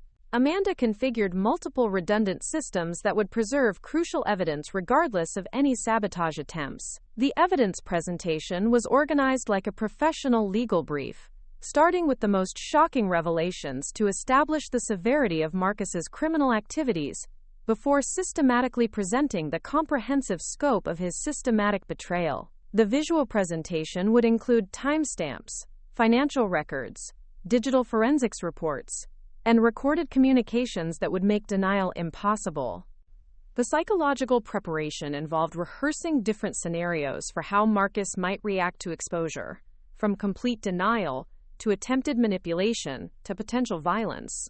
Amanda had arranged for Detective Park to be available immediately if the situation escalated beyond verbal confrontation, while I practiced maintaining emotional control regardless of what manipulation tactics Marcus might attempt. The most challenging aspect of the preparation was accepting that the relationship I had treasured for 3 years was completely fictional, and that the man I thought I loved was actually someone who had been systematically exploiting and betraying me for his own criminal purposes. The emotional processing was complicated by the fact that I still needed to maintain normal relationship dynamics until the moment of revelation. The final week felt like preparing for the performance of my lifetime, requiring me to be more convincing as Marcus's loving girlfriend than I had ever been during our actual relationship. The irony was not lost on me that I was becoming a more skilled actress while preparing to expose someone whose entire identity had been based on performance and deception. Marcus seemed particularly affectionate and attentive during those final days, which made the cognitive dissonance almost unbearable at times. He brought me flowers, cooked my favorite meals, and talked enthusiastically about our future together, while I knew that his criminal activities would soon destroy any possibility of shared future. The manipulation felt even more cruel now that I understood it was completely calculated. The hardest moments came when Marcus expressed genuine-seeming concern about my stress levels and offered support for what he assumed were work-related pressures. His apparent care and attention felt like additional layers of manipulation designed to maintain my emotional dependence while he continued planning attacks on my professional reputation. However, I also recognized that these final performances were teaching me valuable lessons about trusting my own perceptions and maintaining healthy skepticism in intimate relationships. The experience was revealing how sophisticated manipulation could be, while also demonstrating my own capability for strategic thinking and complex problem-solving under extreme emotional pressure. The night before the revelation, I lay awake beside Marcus, feeling completely disconnected from the person I had been just months earlier. The naive woman who had trusted blindly and assumed the best about people's motivations was becoming someone who would verify claims independently and demand accountability from anyone who claimed to care about her. The transformation was empowering despite the emotional pain of discovering how thoroughly I had been deceived. The woman who would emerge from this crisis would be fundamentally different from the one who had entered it. Stronger and more resilient, with capabilities she had never known she possessed, and determination that had been forged through surviving systematic betrayal. The morning of the revelation arrived with perfect Austin weather, sunny and clear like the justice that was finally approaching after months of living in the shadows of systematic deception. I woke up feeling calm and determined, ready to expose the truth that would finally free me from the elaborate prison of lies that Marcus had constructed around our relationship. Up next, you've got 2 more standout stories right on your screen. If this one hit the mark, you won't want to pass these up. Just click and check them out.